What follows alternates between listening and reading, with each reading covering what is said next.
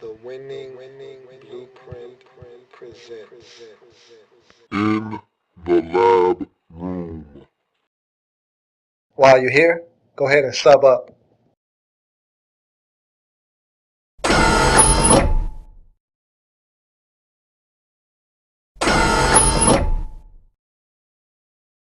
Welcome. You are in the lab room. I'm your host, Luke. Thank you for joining me. Today, we find out what's new in Houston with the Houston Texans. This is a football team that they're on the cusp of something, but I just don't know what. Are they on the cusp of blowing up this whole roster? These players aren't getting any younger, especially the core of this team. Arian Foster, he got well over 300 carries a season ago. You can't do that to backs in this league year in or year out, or you will burn them out very quickly. Andre Johnson, up over 30 years old. People thought he was losing a step, and then he just went out and posted a career year. So these guys aren't getting any younger. Matt Schaub, up over 30 as well. And so the core of this football team getting up there in age, are they on the cusp of blowing this thing up, or are they on the cusp of doing something special in Houston? I'm not sure if they have the parts or not. We'll talk about what's new in Houston. And this is courtesy of YouTube subscriber Double D, Devin Downing. It seems like if it's not Double D, it's Cubone Studios. This time it was Double D who got the Texans in there. And if you want to see a particular team here on this program, simply be the first to leave a comment at the bottom of this video stating next and the team you would like to see next up on the What's New In series. So without any further ado, let's get to the Houston Texans. And before we can go in with the new, you got to get rid of the old stuff in Houston. And so let's get rid of all of the excess baggage in Houston by going out with the old with the Houston Texans.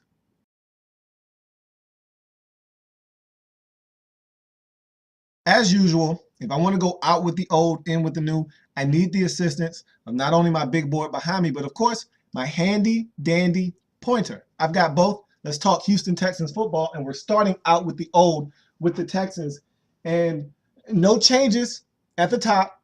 Same GM, Rick Smith, same head coach in Gary Kubiak, same offensive coordinator, same defensive coordinator. So nothing has changed. Dennison still your coordinator on offense. Phillips still your coordinator on defense. So we go straight to the players. And you start with running back Justin Forsett. I really liked Justin Forsett in Houston. I thought he was a great change of pace. He was a slasher, a nice change from Arian Foster, who was a very subtle, very picky runner. But once he sticks his foot in the ground, he goes. Very good one cut and go back is Arian Foster. And I thought Justin Forsett was a very good complement to that. And he was a guy that averaged over 5 yards a carry. And so I thought he played really well for you in 2012. He was a guy that came in, and I thought Ben Tate would be that guy. But Ben Tate was a little iffy in 2012. After having a monster 2011 year, I thought Justin Forsett came in and played really well. He's a guy that, with Ben Tate on the roster, with you getting some other guys via rookie free agents and things of that nature, you feel like you could lose a guy like Justin Forsett. Even though I thought he was really good for you, you could lose a guy like Justin Forsett. He's now in Jacksonville, and so we'll see what he does with the Jaguars. But Justin Forsett played really well for you. He's no longer on your roster, though. You look at wide receiver Kevin Walter. Good old Kevin Walter. Solid receiver. He was your number two for years, but the problem with Kevin Walter is he's not really a number two receiver. And he's been solid for you for many years. But the problem is, in Houston, you needed a Robin to Andre Johnson's Batman, and you haven't had it. He was more like Alfred, the butler, more so than Robin to Batman. And so Kevin Walter was solid, but you needed more from the receiver position, more across from Andre Johnson. You needed more, and Kevin Walter was not it. And so now he's in Tennessee, no longer on your roster. You look at offensive guard Antoine Caldwell, and he's a guy that has started for you. And to me, he's what you call a spot starter in this league. A guy that when you need a start, you can plug him in He won't be an abomination. He won't light it up either, but he won't let you down. He'll do what he's supposed to do, how he's supposed to do it, for how long you need him to do it. If you need him to go a 3-week stretch, he can do that. You need him to just come in and start one game, fine, he can do that. You need this guy to come in and play for a quarter or two, he can do that. Antoine Caldwell is one of those spot starters that you need in this league, you need on your team, and he's good depth. He's now gone off of your roster. We'll see how you replace a guy that was some good depth for you. You look at fullback James Casey, very versatile fullback. One of those guys that's like a H-back slash tight end slash fullback. He does a little bit of everything, catches the football. Wasn't the best blocker in the run game, but he was solid. I think what you're going to miss from James Casey is that diversity, is the ability to catch the football out of the backfield. This is a converted fullback from tight end, and so he's a guy that could catch the football really well. He let you down in that AFC divisional round playoff game, however, against the Patriots. First drive, had a touchdown, went right through his hands. I thought that changed the complexion of the game. So that's how I remember James Casey in Houston, is the guy that didn't catch the football in that playoff game against the Patriots. Early in the game, that would have been a touchdown. And you need all the points you can get against the Patriots. He didn't catch the football, so I don't feel bad that this guy's no longer in Houston, but he is a versatile piece. He is a guy that you will look to replace. He's now in Philadelphia, is James Casey. You look at safety Glover Quinn. This was the one you wanted to keep. And I thought Rick Smith did a great job in the offseason of keeping a lot of the stuff in Houston that was worth keeping. And he had already said he wasn't going to do a lot of rash things in this offseason, and I was a little disappointed. I'm not going to lie. I thought the Texans would do more. You look at this board, not a lot here. And that's a sign of a good team. I say it all the time. When you don't have a lot of shakeups in the offseason, it's because you're a good football team. You understand what you are, who you are, and what you need to do. And I thought that you needed some pieces in free agency.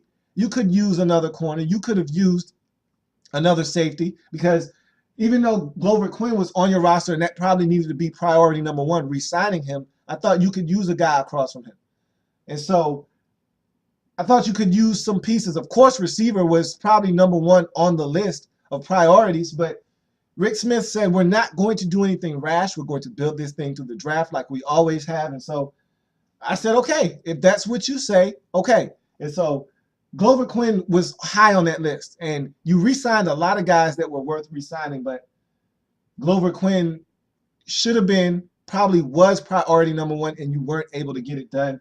He's now in Detroit, and the sad part about this is, here's a playmaking safety. He can tackle, he can make plays on the football, going into the prime of his career. You saw the Glover Quinn that didn't get it, the one that was trying to find his footing in the National Football League. You weathered the storm. You were able to go through all of that to get to the Glover Quinn that actually had the light bulb come on, and then he's gone. That's unfortunate, but he's now in Detroit. You look at cornerback Alan Ball. He's a solid platoon corner in this league. Not a guy you necessarily want to start, but someone that in a rotation can be that guy that can get out wide for you in certain sets, can play in the slot, can play in dime. So solid defender, and not a guy you're necessarily going to miss on this defense. He's now in Jacksonville, no longer on your roster. You look at safety Quentin Demps, another one of these rotational depth safeties. He's not a guy you're going to miss either. He had been on this roster for about 3 seasons, played solid for you, but you're not really going to miss Quentin Demps. He's now in Kansas City, so you just move on. You look at linebacker Brady James. Here's a veteran linebacker that's one of those tough guys, one of those tough glue guys. You stick him in the middle of your defense, and he's a hard-nosed defender that's going to make tackles in the run game. Not going to necessarily be able to run around and do things in the passing game, but run game-wise, solid defender, will be in there, sticking his nose in the mix, filling in gaps, and really doing his job in the run game. Thought Brady James was solid for you, and you're going to have to replace that kind of veteran leadership on this football team. Even though he had just came over from Dallas, guys like that who step in with 10 years under their belt are automatically veteran leaders on your football team. Brady James was that. He's no longer on your football team. You look at linebacker Connor Barwin. Here's another guy that you would have loved to have kept in this offseason. But for the money that this guy commanded in the market, you would have told him, hey, it was nice knowing you. Shake his hand and say, hey, it was a great run. Peace. Because the kind of money the Eagles gave this guy, you would have thought Connor Barwin was posting 15 sack seasons back to back to back. I mean, they gave this guy an inordinate amount of money. I was actually blown away by the deal he was able to command from the Philadelphia Eagles. It just shows how much they really wanted to get Connor Barwin on their roster. And if they want him that bad, you can have it. And so Connor Barwin no longer on your team. And I feel like this is one of those blows you can cushion, though. I feel like you have a lot of talent at outside linebacker, guys that can get to the quarterback. I thought Barwin was a little bit of a versatile defender, though. He could play out at linebacker. He could also stick his hand in the dirt and give you some snaps at defensive end. But he was more of an outside linebacker in his 3-4 defense. And I think you have a plethora of guys. Brooks Reed. You also have Whitney Merciless. You just got a lot of guys that can get to the quarterback. So I think you can cushion this blow in losing a guy like Connor Barr. When you look at nose tackle Sean Cody, I have been trying to run this man out of Houston for the last 2 seasons. I finally have succeeded in getting Sean Cody out of the middle of this defense. Sean Cody is not a true nose tackle. Never has been, never will be. Here's a guy that his set point in terms of weight is probably around 295. And they list him at 307. I'm not buying it. I'm not buying it. Sean Cody is not a guy with a lot of beef and girth up front. You need a big space-eating defensive tackle, a nose tackle in the middle of your defense if you're playing a 3-4 defense. A guy that will not be moved off of the spot in the middle of the defense. And I thought that Sean Cody, he tried his best. Bless his heart. But he is not a nose tackle in this league. I have been saying this since day one. When you switched over from a 4-3 to a 3-4 defense and he was in the middle of it, I was not a fan of it. I am not a fan of it. Glad to see Sean Cody no longer your nose tackle on this football team. You want to take that next step defensively, get Sean Cody out of there at nose tackle, and it looks like they have finally heard my plea and calls. So no more Sean Cody on this roster. You look at punter Donnie Jones. Solid punter, but if you look at the guy that you acquired in the offseason, you'll know why Donnie Jones is no longer on your football team. I will leave it at that. You look at kicker Shane Graham. Solid kicker, one of those guys that I think just comes in and does his job. Here we go again. Shane Graham kicks well over 80% last year for you. He's not a guy, and if you're looking for someone that can put it through the uprights from about 54, Shane Graham's not your guy. But if you're looking for someone that from 51 and in is essentially money, and is going to make all of his extra points, not a kickoff specialist. So if you're looking for a guy that's going to add value by kicking the football off, again, Shane Graham, not your guy. So it's all in what you're looking for. If you're looking for a consistent kicker from 50 yards and in, Shane Graham's your man. If you want one of these big-legged young kickers that can boot it from 55 and give you some extra value in the kickoff game, then you don't want Shane Graham on your team. And I don't know what the Texans are looking for. Maybe they're looking for this new wave of young kickers who have come in with big legs that are changing the game at the kicker position. But Shane Graham, I don't think he did anything wrong to not have a job in Houston. He did miss some kicks. We all remember Thanksgiving and the struggle there. You ultimately won the game, but you easily could have and should have lost that game. Shane Graham missed a number of kicks in that game, but it doesn't matter. At the end of the day, Shane Graham was solid for you, but I think you're looking for something more at the kicker position. So that's out with the old in Houston. Not a lot here. A couple of guys that, yeah, you would have loved to have held on to. Maybe a Justin Forsett, maybe a James Casey, definitely Glover Quinn, maybe Connor Barwin. But at the end of the day, if they're not here for a reason. Whether it's money, whether it's production, there's a reason why they're not back on this team, because Rick Smith and his Texans organization does a really good job of holding on to players if at all possible. So we go on to end with the new. When you look at how light this column is, and I'm telling you, this is a mark of a good team. And I'll explain this column once we get there.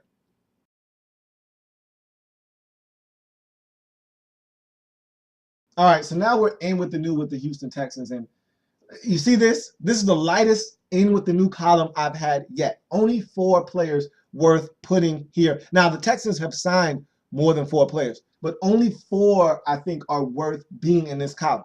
And so you look at what Rick Smith has done in this offseason, and you're thinking, man, the Texans need to overhaul some things. They can't get past the Patriots.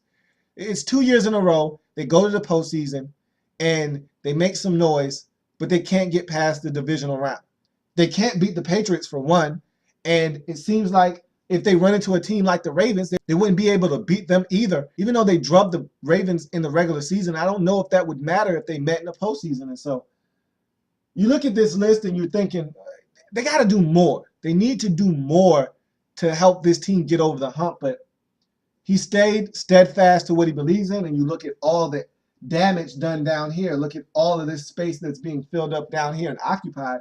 This is where he's looking to help this team with young players that are cheap labor that can come in and help this football team. And so we'll talk about them in a second. Let's start with the end with the new running back. DJ Kareem is a guy you get over from the Indianapolis Colts. You've seen this guy more than enough.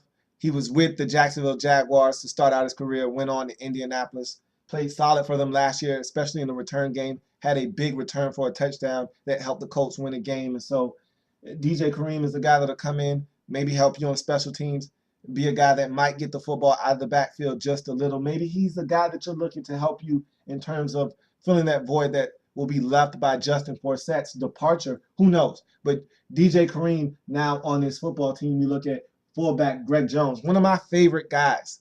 I've always admired Greg Jones coming out of Florida State. We all remember that big run he had against North Carolina where he ran the defender over, knocked his helmet off, and it exploded into pieces. It just didn't get much better than that. And I've always been a Greg Jones guy. He's versatile. You can hand him the football as an ex-running back in college. He can run the football. He's a blocker. He's a mauler. He's a big, physical, strong guy. And so I like Greg Jones. He'll add value to your football team. He can also catch it out of the backfield. So I think Greg Jones is a solid acquisition to your team. You know this guy all too well. Again, coming over from Jacksonville, you know exactly what Greg Jones can bring to your football team. You look at safety, Ed Reed. This was a big one for you because after losing Glover Quinn, you got to replace that playmaker with another playmaker. And Ed Reed isn't going into the prime of his career like Glover Quinn is, but Ed Reed is still very productive, a guy that knows how to play the safety position probably better than any other safety in this league. And so he's a guy that makes plays. He's a guy that can change the game at the safety position. And so this is a big move for the Houston Texans. It really helps them bolster that secondary, but I don't know how much Ed has left in the tank. I don't know how many years you're going to get quality football out of Ed Reed. And I don't know if Ed is going to be able to stay healthy. His body has been breaking down of late. And so I don't know what you're going to get out of Ed, but it feels good to get a big fish like Ed Reed on his football team. You look at another acquisition in this offseason, and I talked about losing Donnie Jones, and I said the reason why it was okay is because you're getting one of the premier punters over the last decade in Shane Leckler. Now, is he the same guy he was 5 years ago? No, probably not. But Shane Leckler is a professional punter. And you hear me say that and you're like, what are you talking about? Every punter in the league is a professional punter. No, Shane Leckler has every tool in the bag, every trick of the trade at the punter position, whether it's kicking the ball and having it drop down on its nose and bounce backwards, whether it's coughing, kicking the football out of bounds at the 2-yard line, whether it's just kicking it extremely high so you got to fair catch it. Whatever the case may be, whatever you need Shane Leckler to do, he can do it. He's got a huge leg. I think the Texans really have benefited this football team by getting a guy like Shane Leckler. If he's the same Shane Leckler that was a dominant punter in Oakland, and look, he's not going to be the exact same guy, but if he's anything like it, you got yourself an upgrade at the punter position. So that's in with the new.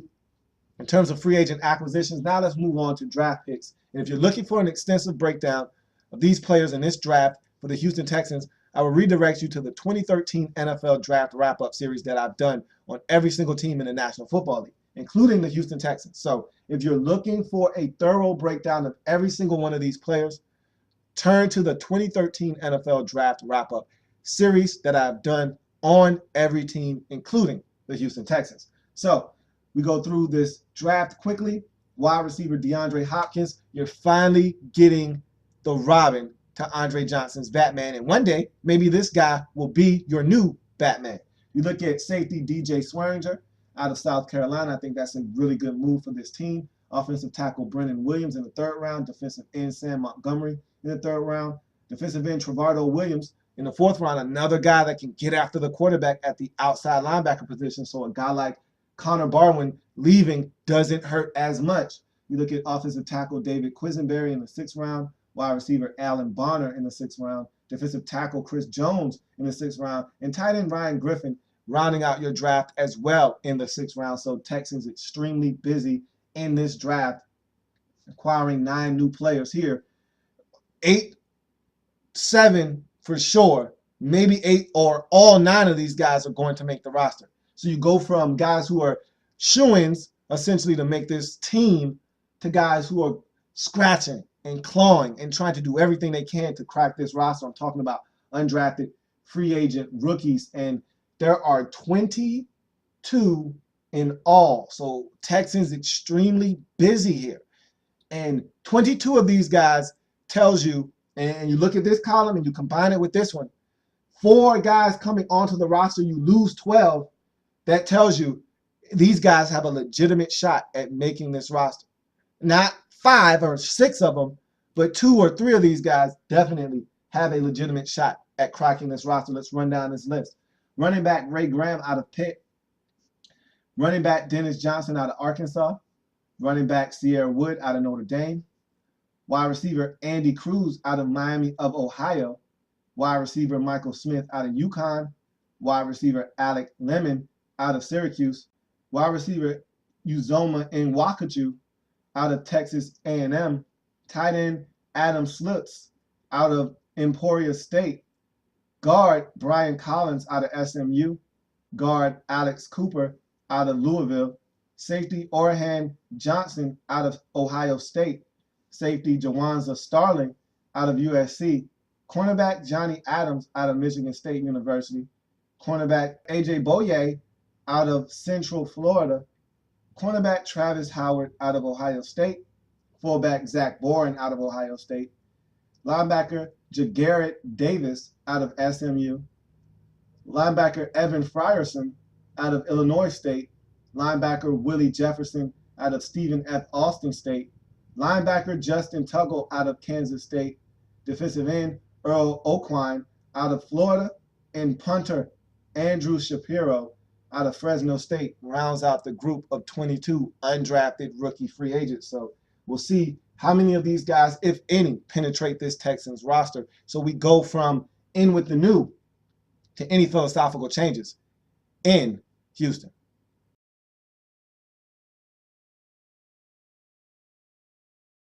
So you look at this Houston Texans team, and simply put, there will be no philosophical changes with this team. This is a veteran football team. They've been there. They've done that. They're just looking to take that next step. So they're not going to change this offense. They're not going to change their defensive scheme whatsoever. Same coordinators, Dennison offensively, Phillips defensively. So everything is in place. You've got a veteran team who is just looking to take that next step. They're tired of exiting the postseason in the divisional round of the playoffs. They're looking to take that next step. The last 2 seasons, they've been to the divisional round. The last 2 seasons, they've exited the divisional round. And maybe they need home field advantage. Last year, they had home field advantage wrapped up with about 4 weeks to go in the season, and they just imploded down the stretch and allowed some teams to come off the pace and take home field advantage away from them. This is a team that I don't know if home field advantage puts them over the top. This isn't a team like the Seattle Seahawks that having a distinct advantage at home, but they destroyed and dismantled the Baltimore Ravens at home. I don't know if they're good enough to beat the New England Patriots at home or not, because they've struggled mightily with the Patriots, but it's always been in Foxborough. So I don't know if being home makes a difference, but if you're the Texans, you'll try anything at this point. And so maybe winning 13 games, getting home field advantage throughout will help this team get over the hump. Definitely getting a guy like DeAndre Hopkins across from Andre Johnson will help a lot. Will give you some more options to throw the football to. I think it will put other guys in slots that make more sense. You would look and like for a guy like Devere Posey to come back. He tore that ACL in the postseason, so don't know when he'll be back. Keyshawn Martin is a guy that might be able to help you. You also look at a guy like Lestar Jean. These are all guys that can help you, but they're not number twos. You slide these guys back into the 3 or the 4 slot as receivers, and they're right where they need to be in their comfort zone. So that's going to help this offense a lot. I think you got to scale back Arian Foster's carries. He cannot carry the football over 350 times or whatever the number was last year. That is an astronomical amount of carries. And again, you really bring down the shelf life of a back when you give them the football that many times in a season.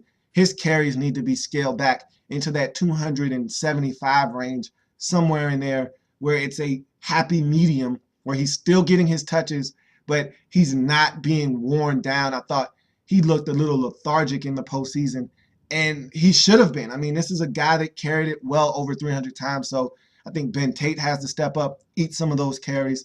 You get DJ Kareem in free agency, maybe he can help out in that capacity as well. I like a guy like Sierra Wood that you have as an undrafted free agent coming in here out of Notre Dame. I wouldn't be surprised if he cracked this roster, if he shows the coaching staff what he can do, what he can bring to the table. I think he's a guy that can also work in this zone run blocking scheme, a guy that can stick his foot in the ground and go. Very effective as a one cut and go running back. And so wouldn't be surprised if he cracked this roster, but you have to take some of that onus off of Arian Foster. And I think the Texans know that. I've already heard them come out and say, hey, we can't give him the football that many times in the 2013 season, and that's a smart move on the part of the Texans. So offensively, not much is going to change. You're going to have more pieces that come in that are going to be able to help you. You lost a couple, but I think the losses aren't that great that you can't replace them. And so I think DeAndre Hopkins has this team very excited, and for good reason. You look at the defensive side of the football, and you get Ed Reed, and that's the big one there. You lose Glover Quinn, so it's kind of an equal trade-off. I think in the long run, losing Glover Quinn is going to hurt more than getting Ed Reed, unless you win a championship. But Glover Quinn is going into the prime of his career, whereas Ed Reed has seen better days, and he's probably got max 2 years left in his body in terms of playing football. And so down the road, you're going to probably kick yourself for not being able to get Glover Quinn back. But in the short term, maybe Ed Reed could be the missing piece on this defense to get some turnovers and turn this thing around for the Texans offensively. I thought you were exposed against the Patriots in the postseason last year. You got to be better defensively. You got to get more pressure on the quarterback. It can't just be a one-man show with J.J. Watt. Other guys have to get involved. And so I think you're starting to see what a guy like Whitney Merciless can be. I think he's starting to get pressure on the quarterback. He's starting to get it. You need other guys to step up. Maybe Trevardo Williams, a guy you drafted this offseason, might be able to come in and help. Whatever the case may be, getting to the quarterback is definitely going to help this team a lot more. And it has to be more than just J.J. Watt. But there aren't any philosophical changes. Wade Phillips is going to do the same thing that he always does. And this defense is going to be solid. It'd be nice if you could take that next step and be a dominant defense. But what it all boils down to for the Texans is you're still the alpha male in this division. And I expect you to be. You're going to make the postseason. It's not about the regular. It's much like the Atlanta Falcons in the NFC. You're the AFC version of the Atlanta Falcons. It's not about what you do in the regular season anymore. No one cares about you going 12-4 or 13-3 anymore. That doesn't matter anymore. What matters for the Houston Texans is what do you do when you get to the postseason? Because that's all anyone cares about now. You've been there. It was a feel-good story when you first got to the postseason and you had a rookie quarterback and TJ Yates come in and take you to the divisional round of the postseason, and it was a nice, fun story. That was cute. Matt Schaub comes back the next year. You get back to the postseason again. You get back to the divisional round. Same thing happens. You lose. Now it's not fun anymore. Now it's not cute anymore to just make it to the postseason. Now you got to man up and find a way to get over that hump, get to the AFC Championship game, and then get to the Super Bowl. And so for the Texans, now it's Super Bowl or bust. It's no more free passes. There's no more, hey, we made it to the postseason. We made it to the divisional round. We feel good. It's not okay to just get a home playoff game and win that and then lose the next round. No, you're looking to get home field throughout. You're looking to find a way to get through the divisional round. It'd be nice to get a first round bye and then come off of that bye and play a home game. Let's see if you can do that in 2013. But as far as philosophical changes, there are none. Be a better football team in 2013. Win more games. Get home field advantage and see if you can do damage in the postseason. That's the goal for the Houston Texans. And that's what's new in Houston. Like the content? Want more? Sub up.